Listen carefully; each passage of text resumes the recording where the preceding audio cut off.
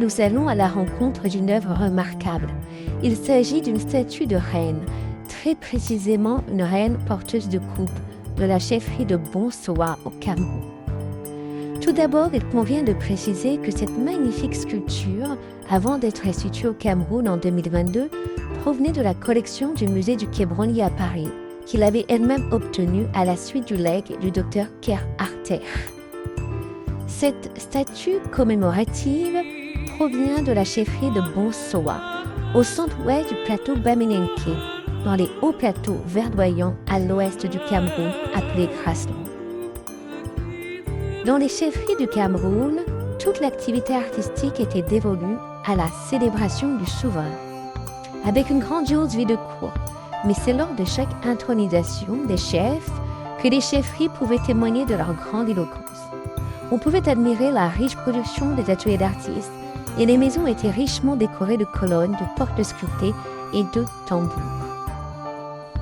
Le souverain, figure quasi divine, possédait alors pour son prestige des œuvres essentielles, des trônes, statues, pipes et objets personnels comme des éventails en plumes et queues de cheval.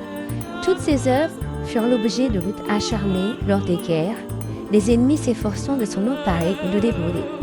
Mais les objets d'art étaient aussi des produits d'échange par don et contre don. Mais ici, ce n'est pas le souverain qu'il s'agit de célébrer, mais son épouse, la Mafo, en pays Bamilenke. La Mafo, reine-mère ou femme du roi, tient une place importante dans cette société. Outre ses fonctions traditionnelles, elle participe à la vie politique et occupe des postes à responsabilité. Elle a autorité sur les sociétés secrètes de femmes. Tous ces attributs, objets culturels, vêtements d'apparat, masques, témoignent de son prestigieux statut. Le peuple Bamilenke décore de perles de verre tous les objets destinés à la famille royale. C'est à la complexité des décors perlés que sont évaluées la valeur de l'objet et la puissance de celui pour lequel il a été réalisé. L'œuvre qui attire toute notre attention est une représentation d'une majestueuse reine porteuse de coupe. Cette statue très luxueuse et sacrée n'était exhibée que lors des grandes cérémonies, comme celle liée à l'investiture du roi ou à ses funérailles.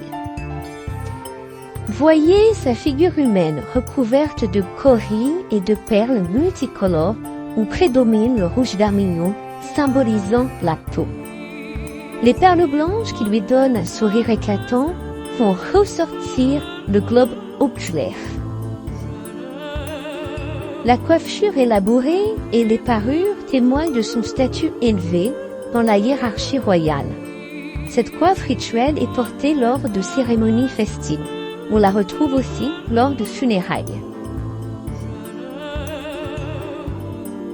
Les perles blanches au poignet représentent quant à elles un bracelet en ivoire. Une panthère à gueule ouverte avec les pattes légèrement fléchies, les oreilles dressées qui reposent sur un anneau de bois, sont bien entendu l'apanage de la royauté. La panthère, animal extrêmement rapide, est très redoutée par les Africains qui la considèrent comme le roi des animaux. Elle est la tribu des chefs.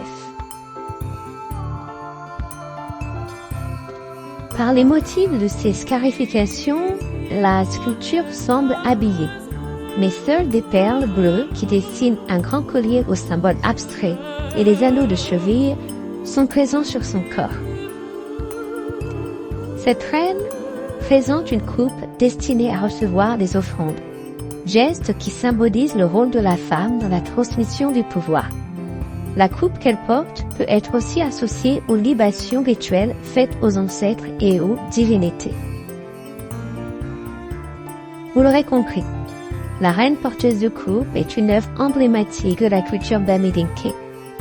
Restituée en 2022 au Cameroun, elle ne sera plus jamais exhibée lors de cérémonies religieuses, où elle était placée à côté du portrait de l'époux de la reine.